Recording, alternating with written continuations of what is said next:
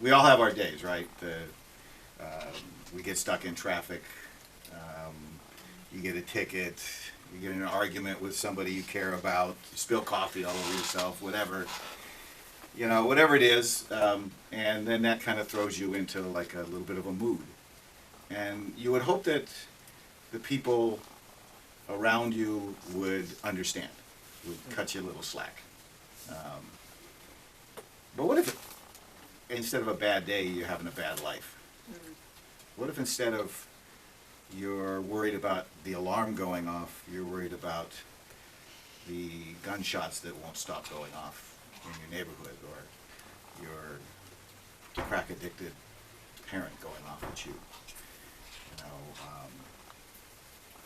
or you can't forget the abuses or molestation that you suffered when you were young, or your best friend died in your arms because of some senseless violence. That's a little different kind of a thing that we have to find a way to understand and welcome. And it's why we do the work that we do. Because the most wounded who suffer from these things on a regular basis show up at our doors. So I found this, it's an old poem that we had taken off of the Mosaic website from a 17-year-old African-American boy, who knows it.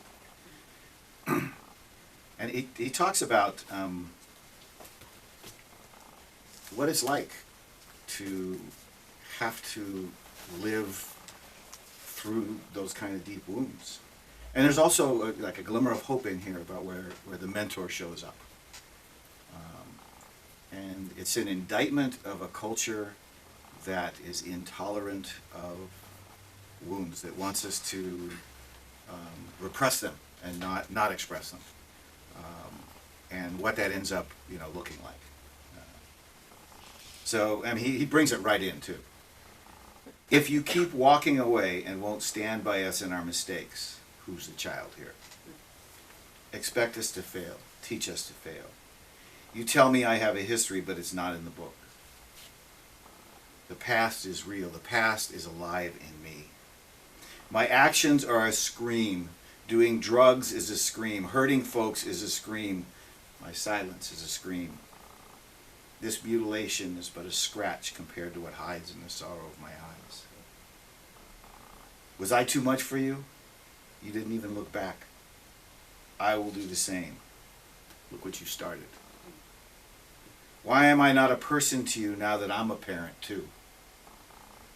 When we carry this pain, we make no gain. We come about to find a gun in a son's tormented hand.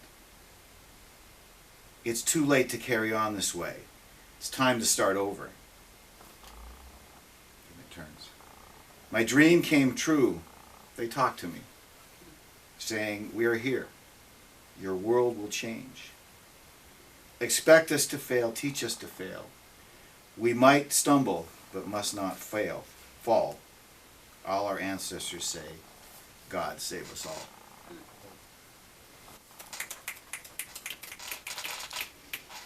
But what if you're that kid and all your life, the primary message you get from society around you is there's no place for you here? So we try to create a place, for all of us and for the most wounded.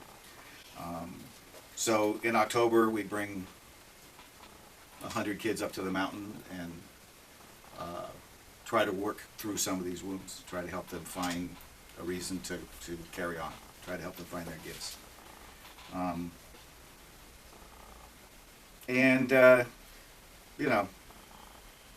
The stuff that gets squelched, that gets pushed down on a regular basis, shows up because we invite it. And so we get stuff like a little bit of vandalism and graffiti, acting out, all-night raging sometimes from some of the guys. And we deal with it, and we all know what comes of inviting that and welcoming that and dealing with it and not hiding from it, and looking for the gifts that sit right next to those wounds. But not everybody in our culture, in fact, most people in our culture don't understand this. So last week we were informed by the organization that runs the camp that we met at, two of the camps we meet at, that we are no longer welcome because of some of these behaviors. Now, we were accountable. We paid for the damage, and we also let them know that these are the youth that we're bringing up. And we always get the same reaction. So we love what you do, and I understand. I've been there too. But then when it shows up, doesn't always get welcomed the same way. And it's not that we excuse bad behavior and vandalism and things like that. But we've learned that when it shows up, if you're able to look behind it or underneath it, you'll see the pain that's trying to be expressed, that had no other way of being expressed. And then you try to guide, the young people to finding different ways of expressing it and healing from it, and seeing, the gifts that are sitting right down there waiting to be plumbed. And what we don't want to do is exile them again and give them yet another message that there's no place for you here. So that's why it's particularly painful when we try to do this work, and we're responsible for the damage that happens when we take our youth places.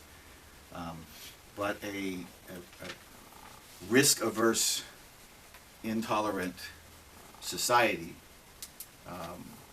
says you're not welcome anymore. Now, we can take it. But what if we run out of places to bring these kids? Then what? And what's interesting, the camp that I'm talking about is a Christian camp. So, I had to look it up.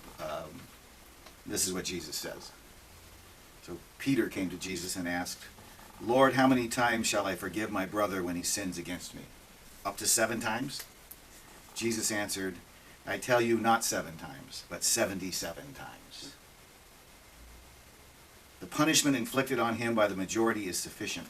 Now, instead, you ought to forgive and comfort him, so that he will not be overwhelmed by excessive sorrow. I urge you, therefore, to reaffirm your love for him."